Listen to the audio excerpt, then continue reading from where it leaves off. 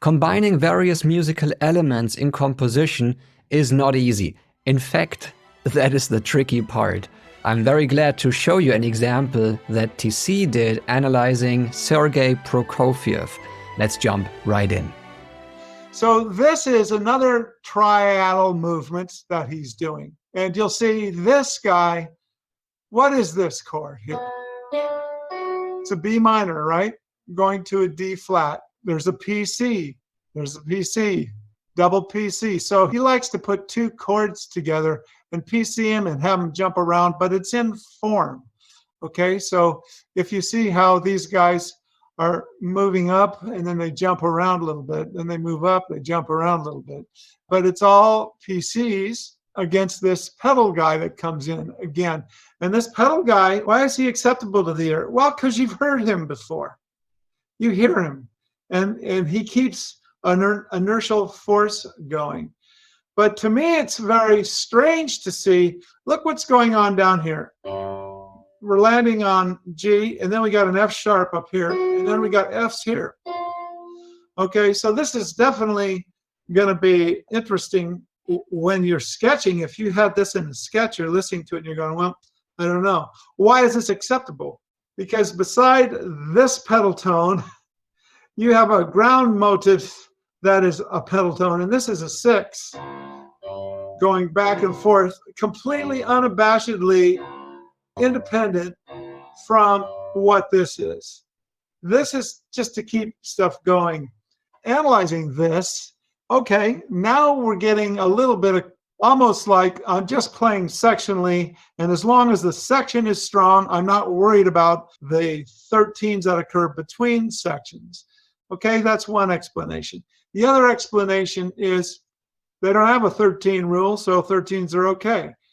That means that we need to decide if we like it. Like this pedal, maybe there's another tone that could have pedal that didn't cause that, or maybe we change something, compensate a little bit on this guy right when this guy comes in, like maybe it could have been this. Could have been something as simple as that to compensate. And so now you have.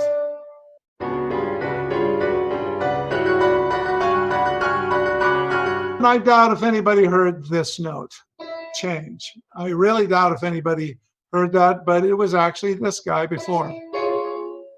Right? But you're hearing this guy. So do you really need to hear that sound in there?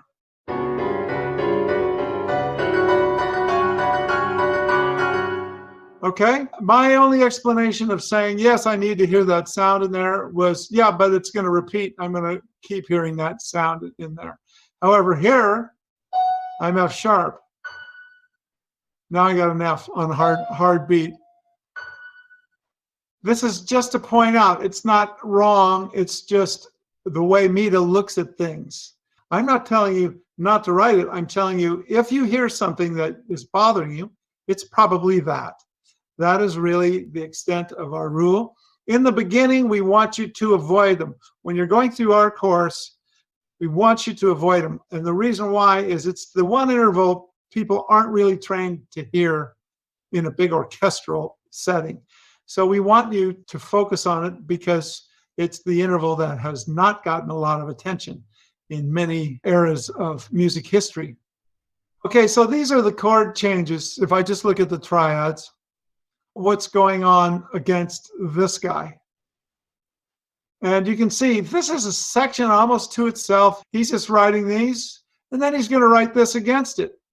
And it's going to be whatever he decides he wants it to be, but the sections itself will hold together. As you see, if I just play this,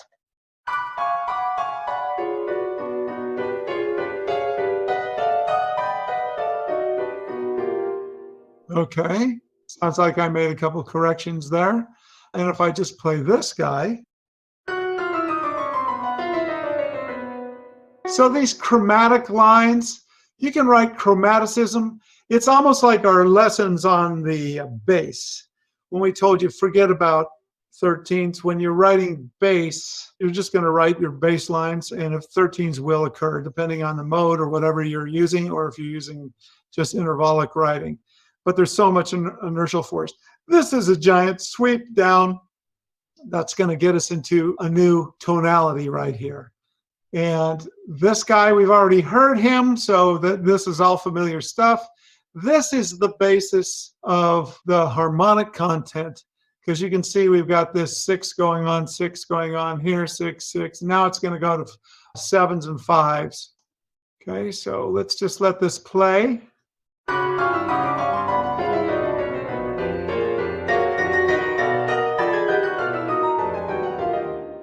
Okay, so see, you got this stuff just repeating itself. I decided just to compensate and use a different leading tone for these guys, because these guys are going into this guy, see? I've changed this. So in the score, you're going to find that this has changed. So you can challenge yourself to find that. See how this guy moves into this guy by 1? This guy I changed as well, okay? This guy was a D sharp who was moving in to that guy by 1. I changed him just because I thought I'd be fancy pants and see if anybody could find these. But this has changed for a reason. This is what everybody's going into their guy by 1, okay? So he's going in by 1, and this guy's going in by 1. Okay, and I thought, well, coming out of these triads, this would be a smoother line, and would be probably more fun to play for the guys that are playing this, which would be the keyboard player. I hope that you've enjoyed this section, and I want to just tell you that there is a full 3-hour video available in which TC goes through the whole first movement of Prokofiev's Piano Concerto No. 3. So I will link to that in the description box below.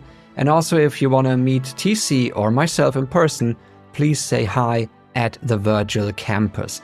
I'm there most of my day and working on great videos and great content for you guys. Well, have a fantastic day. This was Frank. Bye.